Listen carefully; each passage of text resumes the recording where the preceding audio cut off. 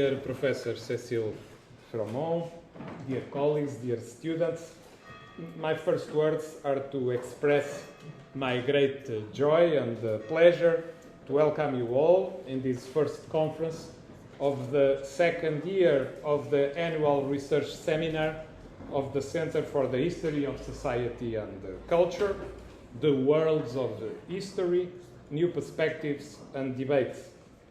On behalf of all the members of the Center Board of Directors formed by my colleagues António Lopes, which for sure it is there, Maria Amélia Campos, which I haven't seen yet, there she is, and Jaime Gouveia, I thank you all for coming. In this opening speech, I must recall that the purpose of this research seminar is to invite distinguished scholars from different fields of history, originating from different parts of the world and working on distinct chronologies from medieval to modern history to deliver conferences that help us to foster new ways of thinking about how to do history, not only in Portugal, but also in larger spatial scales. We want to challenge especially the younger generations, to dialogue with some of the most prestigious and innovative historians to discuss their research, their knowledge, their methodologies, their problems, or the problems they address. This year, we will have the honor of welcoming 4 outstanding historians. I am sure they will all provoke and encourage us to reflect on different ways of understanding the past. Today, we will open with Professor Cécile Fromont, whom I will talk about in more detail in a moment, who will rouse us to the relevance of visual culture and material culture in the interpretation of historical dynamics. Next November, it will be the turn of Professor Markus Friedrich of the University of Hamburg, who will be offering the perspectives of archival turn as applied to the study of family history. In March 23, Professor Laura Lidons from the European University Institute in Florence will guide us through gender studies. And finally, in April, Professor Patrick Bucheron from the Collège de France in Paris will offer his vision of global history. As you can notice, it is a rich program and you are all invited to attend. This seminar has the support of several institutions besides the Center for the History of Society and Culture. It is both fair and mandatory to thank them. My sincere acknowledgements include the Faculty of Arts and Humanities, the Dean of the Faculty of Arts and Humanity, Professor Albano Figueiredo, and the Department of History, European Studies, Archaeology and Arts, and of course its director, Professor Luisa Trindade, that I don't know if she's there. She's already there, but she will come. It is now my pleasure and privilege to introduce our first guest speaker. Cécile Fromont is Associate Professor at the Institute of Art at Yale University in the United States of America, where she teaches undergraduate and graduate classes about visual and material culture of Africa, Latin America, and the Atlantic since the early modern period. She has a very interdisciplinary education background, a kind of training that we recently introduced here at our faculty. This may be one of the roots of the very innovative ways in which she has been able to look at the relations that were established in Central Africa, especially in Congo and what is nowadays Angola, with the Europeans, and how, from there, in the context of the dynamics created by the trade of enslaved people during the early modern age, all these marked the Atlantic world and, as she put it, how this era cast a long shadow on our contemporary times. Professor Fromont graduated in international relations at the very prestigious Sciences Po in Paris. She then enrolled at Harvard University to study art history. It was still at Harvard that she earned her PhD back in 2008.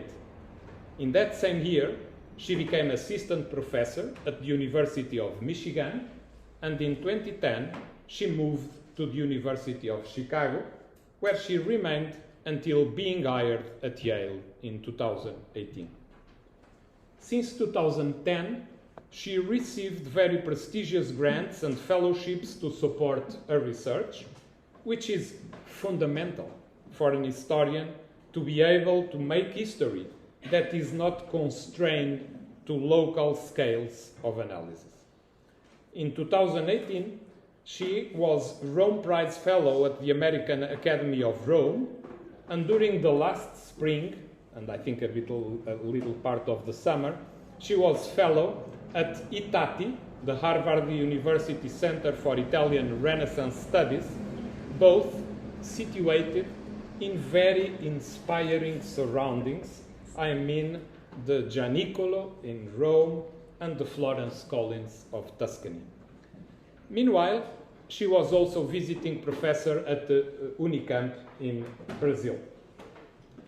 Professor Cécile Fromont published extensively on the entangled connections of ideas, objects, and people between Africa, America, and Europe, especially Portugal, connections that were triggered by slave trade in the context of the Atlantic slave system in the early modern period. Her analyses are supported by the intensive use of other than written sources. She works in a very innovative way with objects and images that she crosses and confronts with embodied social memory. Her conception of art history is not locked into formal and stylistic descriptions of the work of art. Instead, she dialogues with visual culture, visual anthropology, ethnography, and of course, with history. Her articles and book chapters appeared in very prestigious publishers and journals as the Anthropology and Aesthetics, African Art, Colonial Latin American Review, Art History, or the Journal of the American Academy of Religion. In this last journal, she published in 2020 paper, Ink, Voodoo and Inquisition, tracing power, slavery, and witchcraft in the early modern Portuguese Atlantic, which is one of my favorites for the relation it established with my own research, of course, but especially because there, Professor Fromont clearly demonstrates how Inquisition records could be a fantastic source in order to provide information on warfare techniques, religious beliefs, languages, and all the other cultural aspects of people originating from Africa, as was the case of the so-called Mandingueiros, which she very well analyzed here. She also edited very innovative books as Afro-Catholic Festivals in the Americas, Performance, Representation, and the Making of Black Atlantic Tradition, a book that explores the role that Christianity and its festive traditions have played in the making of Black Atlantic cultures, and where she and other authors underlined the density of the connections between Africa and America and the extent to which the two shores form a unity. But her most celebrated and award-winning book, which among other prizes was named the 2015 American Academy of Religion Best First Book in History of Religions, is The Art of Conversion, Christian Visual Culture in the Kingdom of Congo. Among its many qualities, it is also worth mentioning that it is a lavishly illustrated book which brings together nearly 100 illustrations from various archives and museums in different parts of the world. Similar characteristics are also found in her most recent book, published this summer, Images on a Mission in Early Modern Congo and Angola, where she explores the splendid watercolors and drawings composed by Italian Capuchin friars who missioned in Congo, and which, I believe, will be the starting point for the conference she will deliver today. In addition to what I have already pointed out, I want to highlight other striking aspects of her work. Firstly, the radically new interpretation that she provided of the Christianity of the Congolese, assuming their active role, their agency in the reception of the new religion adopted by the kings of Congo since the end of the 15th century. Cécile Fromont shows that Africans were not only passive subjects, nor were they limited to behaviors of resistance regarding the Europeans. On the basis of her original concept of spaces of correlation, she explores, and I quote her, the way in which the elite of the kingdom used narratives, artworks, and visual culture at large as conceptual spaces of correlation within which they recast heterogeneous local and foreign ideas and forms into newly interrelated parts of the evolving worldview that was Congo Christianity. These spaces of correlation demonstrate that the newly minted Congo Christian discourse did not merely combine disparate elements, but also transformed and redefined them into the constitutive and intimately linked parts of a new system of religious thought, artistic expression, and political organization. End of quote. In opposition to the historiography that preceded her, she dares to state that after the arrival of the first Portuguese in Congo, and I quote again, their presence resulted neither in colonial conquest nor forceful conversion. Rather, Christianity entered into the political, social, and religious realm of the Kingdom of Congo at the demand of its own rulers and without foreign coercion, and a lasting relationship was established between Europeans and Central Africans without colonization. This said, she remarked that this perspective does not downplay the brutal changes that conversion brought to Central African societies, or the violence and disruptive effects caused by the Atlantic slave trade, of course. My second remark refers to the breadth of her analysis, that is, to a scale of observation that blurs borders and allows a global history to be made. We can observe this in the following piece from her, The Heart of Conversion, and I quote her again. Considering the story of Congo Christianity, both in and out of Africa, thus brings us a fuller understanding of early modern Europe engagement with other parts of the globe, beyond a narrow focus on colonial endeavors, and enlarges our knowledge of the cross-cultural transactions that shaped the early modern world. The visual, cultural, and spiritual universe of Congo Christianity had an impact well beyond the confines of the Central African Kingdom where it emerged. In particular, it traveled to the American continent with the enslaved men and women who had witnesses in its correlations in Central Africa and endured during among their descendants as a source of spiritual and political strength. Congo Christianity is more than a singular historical occurrence bounded to a defined part of the African continent. It is a phenomenon whose influence has resonated across the early modern Atlantic. End of quote. To achieve these results, it is necessary to know different languages, have paleographical skills, training in observing visual objects, which I testimonied this morning, careful with which she analyzes objects, and also the right intellectual imagination to understand which are the crucial issues that are most needed to each specific research stage. Professor Cécile Fromont combines all this with an extraordinary ability to communicate, as you will see in a minute. Professor Cécile, we are very grateful for having you here with us today at the University of Coimbra, and we are very much looking forward to hearing you. The floor is yours. Thank you. Thank you. Thank you.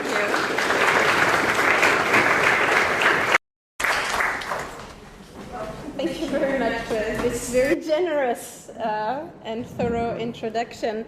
I'm really delighted to be here and to see old friends and new friends and to share some thoughts. And so thank you so much for inviting me. Thank you to the colleagues. And I will speak in English because even for your sins, you don't deserve that I do this conference in Portuguese. But if you would like, let's start with one image here on the screen. So we have an African man and a European friar, who stroll together in an eerily peaceful landscape, engaged in conversation. They turn to each other, sharing thoughts about the awesome cliff that they are approaching, which is the great Angolan geological landmark of Pungo Ndongo, here in a contemporary photograph. In the print, there is no hint of power dynamics, let alone conflict, that transpires from the carefully calibrated pair. The two men are similar in height, they stand with equal confidence and speak with uniform conviction. Needless to say, this is an unusual pairing for an image of an African and European man made in 17th century Italy. In this period, the inhabitants of the African continent sooner appeared under the brush, the burin, or the etching needle of European image maker as savages, as subservient figures, included sometimes as decorative motifs, or as anonymous exotic characters, rather than the fully realized protagonists that we see here. Yet this image is typical, and I think maybe even emblematic, of the group of images that Capuchin friars authored to address their relationship with the elite of Congo and Angola, where they officiated as priests and missionaries in the 17th and 18th century. So between around 1650 and 1650 and 1750, as part of their apostolate in West Central Africa, Franciscan friars of the Capuchin order composed dozens of images and wrote hundreds of pages in the form of practical guides to the mission that they meant for the education of novices that were still in Italy but were destined to join the mission in Angola and Congo. These were literally practical guides. Here is the title page and one inside page of one of his manuscripts, literally titled Practical Guide to Congo and Angola. These were meant for novices and would only circulate within Capuchin circles, even if their authors, I think, had hoped to see their work reached the printing press. These guides presented the intricacies of the natural, social, and religious landscape that the veteran friars had encountered in a region that they had reached at the behest of the Congo Christian rulers, who were the principal local powers.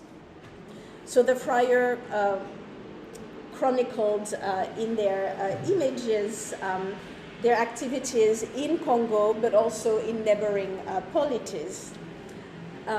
I want to bring up one image contemporary, one set of images contemporary to the beginning of the Capuchin mission, to remind us from the beginning of the kind of cosmopolitan environment of the Congo, with images of an ambassador from the Congo who traveled to Brazil and the Low Countries in Europe, and his attendants dressed and carrying diplomatic gifts to stress that we are in that cosmopolitan environment. So the Capuchins worked in the Congo in this environment. They also worked in Matamba, the land of the fierce warrior queen Njinga, here at the head of her troops, and also, of course, in colonial Angola, or in the Conquista of Angola. And here in the middle is the governor of Angola at the time. So if we're looking at a map, we are south of the Congo River, here at the top, with Congo as the main polity, and then Matamba and Dongo, the land of Njinga, to the southeast, and here Portuguese Angola, a little bit generously represented on the map for the period. In their manuscripts, we have illustrations of daily, everyday scenes, flora, here the kola nuts, fauna, ostriches, that are isolated and labeled very much in the manner of scientific illustration, but also thorough views of missionary life, footed with words of advice and admonition that together formed a rich but also very idiosyncratic compendia from and about Congo and Angola. In a way, they were so idiosyncratic that most of these watercolors and ink drawing have confounded interpretation, both in their own times and in ours, and have remained largely unpublished, again, both in their own times and ours. The print on the screen that will be the focus of our time together this afternoon is among a few exceptions that did see the printing press, but in a heavily edited format and framing. It appeared in 1687 within Giovanni Antonio Cavazzi's Storica descrizione dei tre regni Congo, Angola, Matamba and Angola, which remains today one of the main sources for the history of the region. And the relationship between the watercolors and the print is long and complicated, and I will spare you the details for now, but I'm happy to answer questions later on. So in the book from which this lecture comes from, I study for the first time the visual project that the friar devised and implemented in and about Central Africa. Their didactic images, it even makes sound, sorry. Hopefully I'm not swearing during the video, but we'll see. So their didactic images, I argue, form a unique and exceptionally important corpus that greatly enriches our knowledge of the region and literally multiplies the European format visual record about the African continent before 1800 or even 1850. It also demonstrates that the corpus transforms our understanding of early modern global interactions in several ways. First, it brings to the fore the Capuchin missionary project of the 17th and 18th century that was as large and as important as, for example, the Jesuits, but has been a lot less studied. And it also highlights a set of spiritual and epistemological interactions between Africans and Europeans that unfolded outside of a colonial context. So in analyzing the fraught but collaborative relationship between friars and Central Africans that is pictured in these images, we can deepen our understanding of religious exchange, we can enrich our grasp of the cross-cultural dimension of early modern natural historical knowledge, and ultimately, we can understand better the role of Africa and Africans in shaping the early modern world. This is intentionally blank, but I think the most profound impact, or at least for me, the most interesting impact of this corpus for us, students of the early modern world, is one on methods. And this is because the vignettes disrupt the interpretative trends for images created in cross-cultural environments in the early modern period. The corpus emerged from a social and political context in which the friars acted at the demand and under the control of local population, and thus did not reflect colonial ambition or visualize European fantasies about an exotic, savage other. Rather, the corpus grew at the nexus of fraught but deep and lasting encounters and exchanges between clerics and Central Africans, during which both sides saw their knowledge and their perspective evolve. The analytical language of exoticism or that of post-colonial critique are inadequate, really, to make sense of this corpus. Instead, in the time we will share together today, I will try to suggest that the Capuchin visual corpus leads us towards a different approach to early modern images that were wrought in those kinds of cross-cultural contexts. I draw in part from literary scholar Leo Cabranes Grant's argument that attention to intercultural exchange increases the legibility of poesis. Poesis understood as the coming into being of a cultural object. I find in studying this corpus that the reverse is equally true, that attention to the Capuchin images' processes and conditions of creation, so their poesis, increases the legibility of intercultural exchange as one of their originative and constitutive features. In other words, what I argue is that attention to poesis can demonstrate how, although the Capuchin vignettes were made by Europeans for Europeans in an almost exclusively European style, they are nonetheless cross-cultural objects in their sources, in their formulation, and in their modes of operation. Thus, I argue that the inception or poesis of images from cross-cultural encounters, understood as the circumstances of their creation, should be considered as a form and a source of authorial agency. So going back to our prints, let's consider together the dark-skinned man clad in a short loincloth at the right. He is one step in front of the friar and he stands in a classical pose.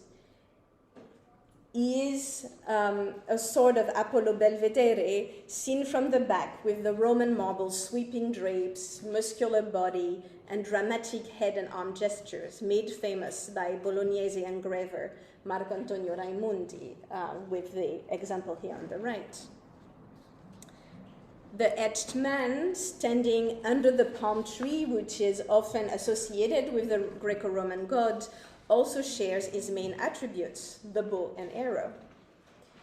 But unlike the Belvedere, who once had his weapon in the left arm, the African man rests his bent right arm on the tip of his bow, while his left hand lifts an arrow to point towards the impressive mountains in the background of the scene. He turns his head back to speak with the friar standing behind him, while the arrow he holds elongates his index finger into a schoolmaster's stick. It is a bold, dark diagonal that intersects the thinly etched lines of the rolling hills and becomes conspicuous in the image. That the African man points with the left arm, whereas in Central Africa, as elsewhere, people would hold their bow with the left arm and direct the arrow with the right hand, further draws attention to the arrow, to the projectile. And we will see together that the motif is a hint about the original design that inspired the etching. But more immediately, for now, its conspicuous graphic presence demands to be seen not as a documentary detail or an early modern iconographic commonplace connoting savagery, but as a means to direct a certain image, a certain reading of the image, and a reading in which arrow and dark-skinned man will play a central role. These kinds of small figures pointing and gazing at the corner of landscapes are common features of early modern Arcadian scene, imperial tableaus, or exotic vignettes alike. At the edge of vast views, their suggestive presence fulfills a variety of visual function. In some images, they rehearse the aesthetic pleasure, or here in this image of Niagara Falls in North America, the awe that viewers will derive from the depicted scene. In others, they embody imperial desires and plans for territorial possessions. Or again, in Arcadian fables, their presence breaks the spell of bucolic simplicity with reminders of human guile. In this Central African image, however, the motif of the two men takes on yet another role. What the print is doing is to put to work the well-honed Franciscan visual trope, in which, through devout contemplation and action, viewers, as devotees, will seek to emulate St. Francis's own imitation of Christ, an exercise that culminated, of course, in the saints achieving conformity with God, a conformity that was then marked visibly by the stigmatization. So I bring as an illustration from the Capuchin milieu in Italy of the stigmatization, right? St. Francis here in the process of becoming an image of Christ and being marked by the stigmata on his hands and also feet, although we don't see his feet here. So as Franciscan images, the Capuchin Central African vignettes, including the print, possess that iconographically implemented and theologically driven permeability to the world around them. What I mean by that is that they drew on Franciscan ideals of imitation and likeness that created a relationship between the viewer and the picture, with the image inviting its beholders to immerse themselves in the devout practices that it depicted. A dark spot here in the hand of the etched missionary in the landscape print that, of course, recalls the stigmata, but also the cliffside setting of the print, which recalls Monte Laverna, the setting in which St. Francis received the marks, leaves little doubt about that type of reading. So taking my cue from this fluid conception of the close connection and porous relationship between form, content, and visualization, I explore the way in which the circumstances of the image's creation, that is to say, their poesis, also played a central role in its construction. In this reading, the motif of the two men is a key. The friar and the African man walk together alongside one another. They talk to each other, and I argue here, reckon together about the nature and significance of the landscape around them, both real and etched. So in echo to the iconography of the small artist figure marking a landscape as drawn from life, the pair marks the print as drawn from their lived experience and as the product of their conversation. This motif thus rehearses, performs, and showcases that particular process of discourse making that derived from their relationship, both in the moment of inception and that of reception. So the permeability that draws the viewer into the image as a mirror from the creation of the image that is drawn into the print itself. So this pair in this reading makes the print a self-aware image, an image that is aware of itself as an image. And that self-aware image points to its own origin in the encounter and in the conversation between friar and Central African. So what it does is that it not only records the unfolding of cross-cultural dialogue and negotiation, but also gives visual form to what these interactions are in the course of producing. In this case, a specific view of and discourse about early modern Central Africa. In this way, the image points to its character not only as a European conceived and executed picture of Central Africa and Central Africans, but also as a picture from Central Africa and molded by Central Africans in dialogue with European. It reveals how African and European subjectivities contributed to shaping each other and the image in a process of cross-cultural discourse making, honed in a socio-political context that was neither colonial nor devoid of prejudice and conflict.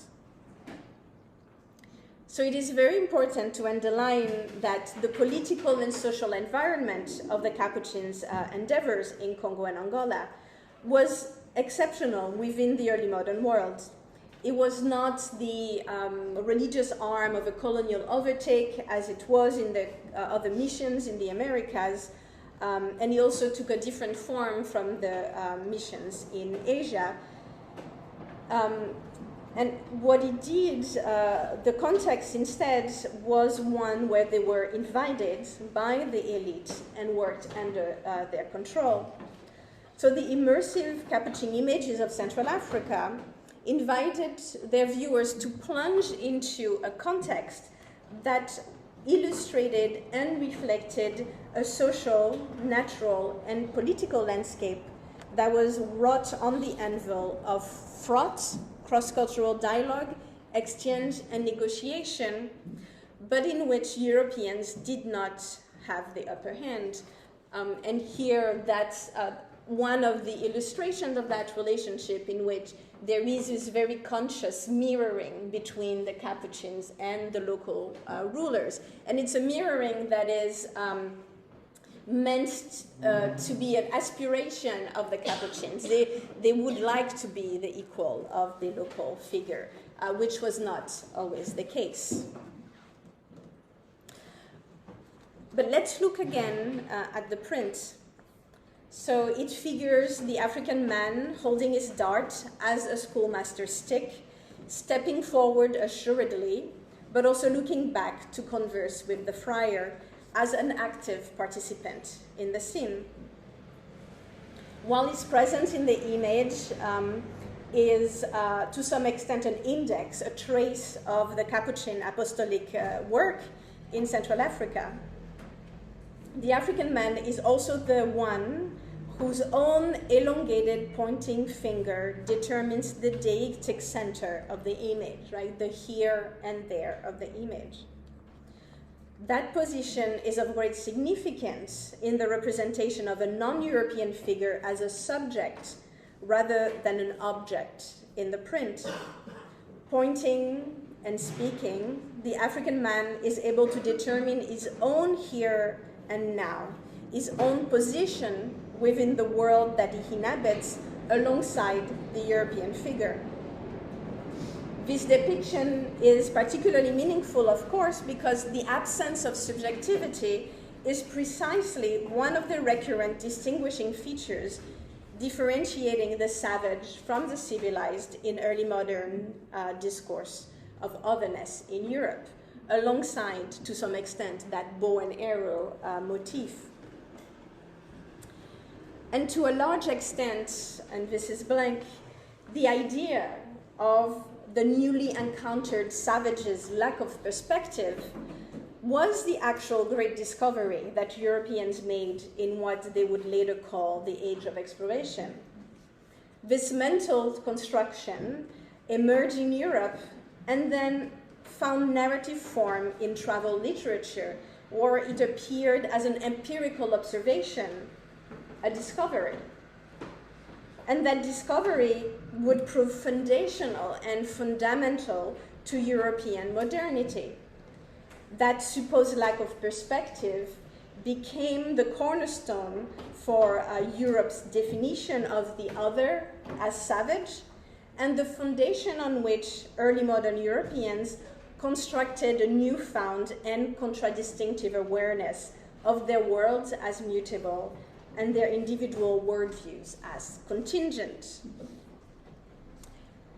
Visually, these ideas yielded representations such as Theodore de Brie's 16th century engravings of indigenous Americans using as their source watercolors that were made in situ. So here, the depiction of the American man and the marks of sun-dry of the chief men of Virginia is paradigmatic of that moment of discovery of the so-called savage. The man on the screen in the engraving is brought into being by a European artist who is confidently picturing a corner of the world other than his own, a world, what is more, that he has not seen, while the indigenous man in the image stands in contrast with his back turned to European viewers. Even if he holds two arrows, which art historian Michael Gaudio once suggested could be read as similar to the engraver's burin, their tips are awkwardly turned inwards towards his own body, firmly placing back the would-be indigenous instrument of inscription into the hands of the European image maker. While the engraver pictures the other and inscribes him in his own epistemological realm of alphabetic writing and iconographic references, the tattooed indigenous man, a savage, is merely, if even, pointing to himself in a weak gesture of self-awareness. He stands alone in a world turned onto itself, with his body the only canvas and measure of his self-enclosed and perspectiveless world. This is, in a way, the classic image of early modern travel literature. And the interpretation of that type of image is the classic reflection about this view as an instrument and a reflection of a nascent European ideology about otherness.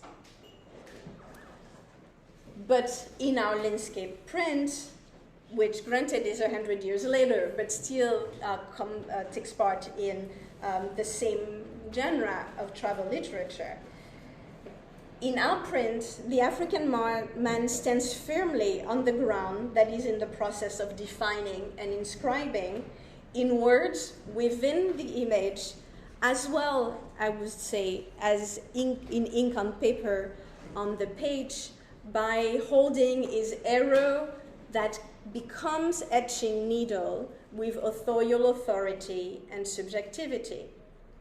The view of the cliff and of the landscape is in part his, that of an African who has entered in dialogue with the European man, and beyond him with Europe's religious epistemologies, as well as technologies of inscription and communication. What the scene so strikingly stages is a shared early modernity, in which both men are plunged into a common experience of the paradigmatically modern uncertainty derived from the multiplication of perspectives. They are immersed together in the landscape and in the arduous process of cross-cultural meaning-making, and together the two men confront ideas and exchange point of views. Together, they partake in the construction of an early modern Central African discourse about nature, culture, and faith, and this discourse is what unfolds in the print and in the corpus of Capuchin watercolors at large. So again, I don't want to suggest a naive and inaccurate interpretation of the Capuchin corpus and the missionary activities of the Capuchins as benign encounters. But I want to underline this dialogue between interlocutors of different cultural backgrounds. And it is a motif that I think urges us to think broadly about the multiple perspectives that are embedded in the image. What we have is images of balance, power, and cooperation, which again do not reflect the actual context, but tells us about a mode of relationship that the Capuchins had to reckon with. They were, in fact, acting at the demand and under the control of the Congo and Angola elites, and they had to work within the fabric of Central African societies. And a core visual dimension of that atmosphere is the presence in the vignettes of the mestres, who are wearing their easily recognizable white uniform draped over one shoulder. So there would be these men here that in images of catechization are always surrounding the Capuchin figures. So these mestres da igreja were members of the most elite circles of the Congo, trained since childhood in Portuguese, Latin, and Catholic doctrines by all the mestres, and together they form the backbone of the Congo Christian Church organization. The Capuchin Central African corpus is filled with these kinds of images of dialogue between mestres and friar. And this is precisely one of these images that we see in the great landscape. Although the maker of the print, who was a European who had not been in Central Africa and was working from one of those watercolor, misinterpreted the image, there is some clear hints, right, that it was indeed a mestres with the loincloth that is going up strangely because it once was going over the shoulder, and then his bow and arrow was probably one of the staff of status that the mestre would have been holding.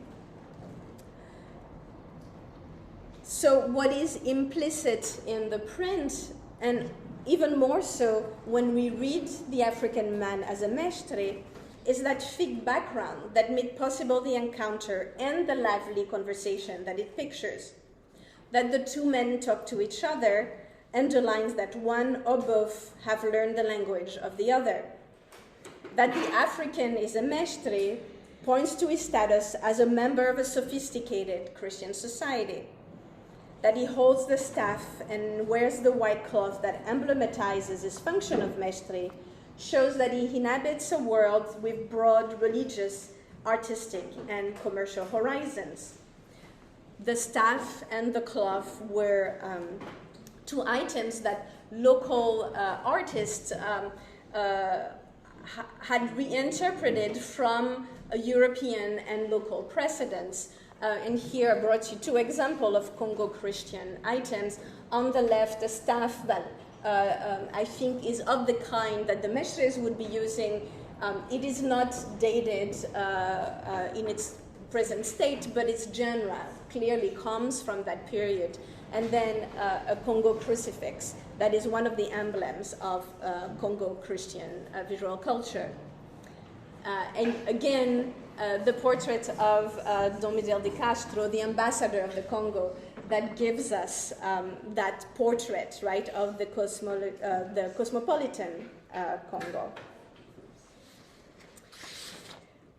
So the Mestre-Friar pair that we have in the print is in almost every Capuchin vignette picturing missionary work, but it is also present, but less immediately visible, in every image of the corpus. The observation and interpretation of nature, culture, and religion that we see in the images emerge from that close interaction between mestres and friars. And in a way, we do have precedents for that kind of collaborative image-making process. For example, in the production of dictionaries and catechisms, which were endeavors of linguistic and cultural translation similar to those that we see at play in the watercolors. For example, the circa 1650, let's say, Vocabularium Latinum Hispanico de Congense, a Spanish Latin Kikongo dictionary, was mainly the work of Manuel Roboredo, who was a man born in the capital, São Salvador, Bonsa, Congo, of a Portuguese father and a mother who was in the Congo royal family. He was a member of the elite of the Congo, obviously, and trained in the educational system put in place and animated by the mestres since the 16th century, and it is likely that he was a mestre himself. I find the Vocabularium a useful parallel to think about the watercolors. For example, both works followed to a large extent a European template. Some version of Nebrija's dictionary for the Vocabularium, and natural history or more than customs vignettes for the watercolor. They also both used modes of European modes of recording, so alphabetic writing on the left and kind of Renaissance-derived illusionism on the right, to record and translate information from and about Central Africa. They are also similar in that they left largely unnoted the contribution of Central Africans to their contributions, and more broadly, the extent to which they were products as well as records of African knowledge. Yet, if we do pay attention, we see moments of exchange between friars and mestres that appear in the written and visual documents. For instance, in the visual record, clerics at times wrote briefly about moments of dialogue with Kikongo speakers. And in our images, we see the pair shown in deep conversation in vignettes such as this one or in our landscape prints. These visual and written episodes call attention to the role that Central African played in the projects that these documents record. They demonstrate how the European clerics that formerly fulfilled the role of authors in these projects of translation worked alongside unnamed Central African interlocutors who were not informants, but really essential, and in some cases, the principal actors leading the way in these knowledge-making enterprises. So the Capuchin vignettes not only pictured even-handed power relationship and cooperation, but they also record that active participation of Central Africans in the creation of the mission's discourse about the region, right? That discourse that the image is actually picturing. So to put things slightly differently, the mestres in our engraving is not who Michel de Certeau once called a blank savage page, on which Europeans will inscribe their desires and will through colonization. The French Jesuit scholar exposed his famous formulation in a visual analysis of this print from the 1580s by Jan van der Street or Stradano, in which Amerigo Vespucci encounters and gives its name to a nude female allegory of America. Stradano's image is really emblematic of early modern European thinkers, artists, and rulers' conception and representation of distant others as inferior, exotic, and prime for political and epistemological conquests. Certeau's interpretation, in turn, is a flagship moment in the questioning of his ideology and the visual apparatus at its service. The composition of the landscape print revolving around that defining presence of a European indigenous pair, right, could easily invite, I think, mistaken interpretation of the scene as another example of that type of encounter images that de Certeau critiqued. Yet, although it is similar in its setting in Sylvan wilderness, in its organization around the moment of close encounter between a European and a figure indigenous to the landscape, the Central African print is actually strikingly different from this scene. In fact, we can even say that it unfolds in full contrast to Stradano's image of European overtake and epistemological appropriation and imposition. In our print, there is no hint of conquest, either sexual or territorial. There is no European instrument suggesting an inscription of European will or history on what would be a new land. And indeed, as we've seen politically, Central Africa remained independent throughout the early modern period, except for the Portuguese conquista of Angola. The African man does not appear either to belong to the realm of nature, guileless, raw, and as yet uncultured as the allegory of America. He is a self-possessed protagonist, and the worldview that the print captures is at least in part his. On the inked paper, the point of the African's arrow, here, and the tip of the etcher's needle who made the print meet at this moment, and together recreate the line that was once drawn at the nib of the quill in the original disegno. Composed through the efforts of many minds and hands, the self-aware Central African image gives visual form to the circumstances of its creation. It is a composition that, though European in form, emerged within a political and intellectual geography that Africans largely controlled, even in the face of persistent European pressures. It is an image born at the nexus of European and Central African reckonings, conversations, and negotiations about the world that their relationship was in the process of shaping. European and African men are both inscribed and inscribers, subjects and authors, and their intense dialogue suggests a shared, if not equal, authority over the description and interpretation of the scene. So instead of a blank page waiting for inscription, the African here is a link in a chain through which knowledge about and from Central Africa and Central Africans is mobilized, reworked in dialogue with Europeans, then recorded and communicated to Italian viewers.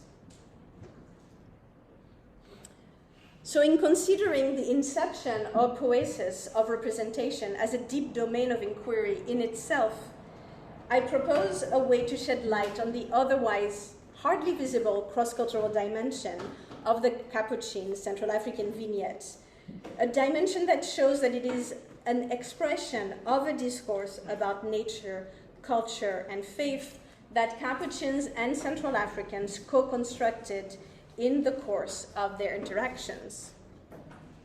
The Capuchin images are not European conceived and executive pictures of Congo and Angola and their inhabitants, but pictures from Central Africa and molded by the dialogue that unfolded between the friars and Central Africans. So to be clear, this is not only about reading against the grain or uncovering subaltern agency that is hidden within the images. What it is an attempt at seriously considering the origins of their representation in cross-cultural collaboration, even if it is one that, in this case, did not leave visible trace in their style, their iconography, or their modes of production. So why do I think this matters? I think the stakes are high in recognizing the cross-cultural poesis of these types of images. And in recognizing this as a key dimension that falls outside of European cultural and epistemological hegemony, we can show that these images in their nature are the product of multiple perspectives.